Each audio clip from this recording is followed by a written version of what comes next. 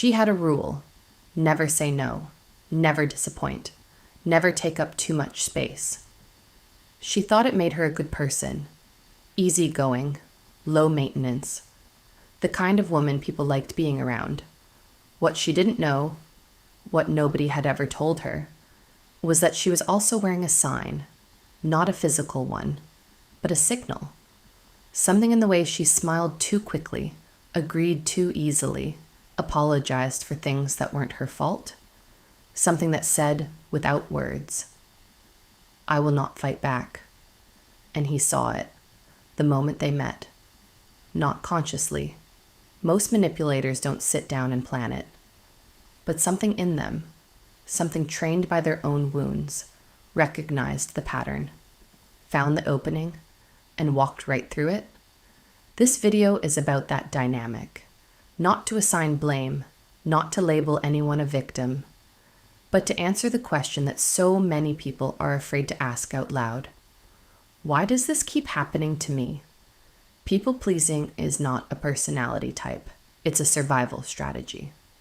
Pete Walker, a psychotherapist who spent decades working with complex trauma, identified 4 responses to threat: fight, flight, freeze, and a 4th one that most people have never heard of: fawn. The fawn response is what happens when a child learns that the safest way to navigate a dangerous or unpredictable environment is to become what the other person needs, to anticipate moods, to smooth things over before they escalate, to make themselves useful, pleasant, invisible, whatever it takes to avoid conflict. If you grew up in a home where someone's mood could turn the whole house cold in an instant, you probably learned to fawn, to read the room before you walked into it, to soften your voice, to stop asking for things. And here's what's important to understand. It worked. As a child, it was genius. It kept you safe. It kept the peace. It got you through. The problem is that the nervous system doesn't get the memo when the danger is gone. You grow up. You leave the house. But the strategy stays. And a person who learned to fawn, to prioritize others' comfort over their own needs, to shrink, to accommodate, to apologize for existing, is not broken. But they are, in a very specific way, legible. To the wrong kind of person, they are readable, predictable, safe to exploit. Let's be precise about what we mean by manipulator, because the word conjures a villain, calculating, cold, scheming in the dark. The reality is more unsettling. Most manipulation is not a plan, it's a pattern. Harriet Braiker, a clinical psychologist who studied manipulative relationships extensively, described it this way.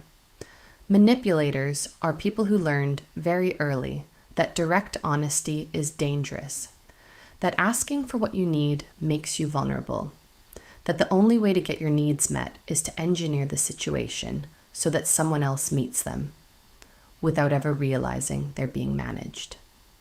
Sound familiar? It should, because in a strange way, the people pleaser and the manipulator were trained by the same school, difficult childhoods, unpredictable attachment, the sense that their real needs were not safe to express. One learned to disappear, the other learned to control. Different responses to the same wound.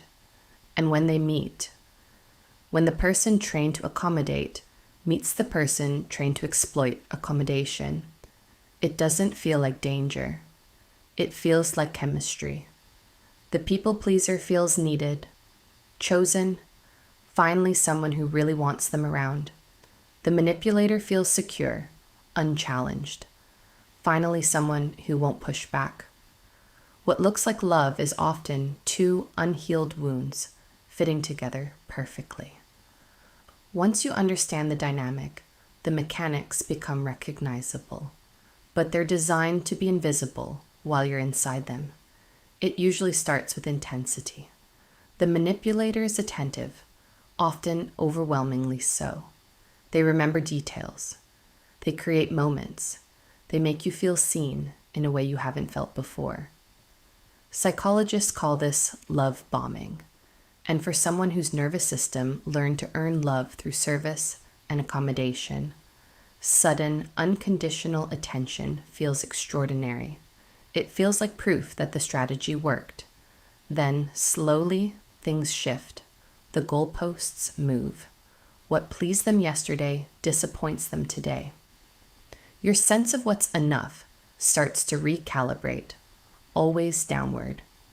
You find yourself apologizing more, explaining more, trying harder. And here's the cruel irony. The very skills that make a people pleaser so vulnerable. The hypervigilance, the emotional sensitivity, the capacity to read a room, make them exceptionally good at rationalizing the relationship. They can always find a reason why it's not that bad. Always construct an explanation for the other person's behavior. Always locate the version of events where they are the problem and the solution.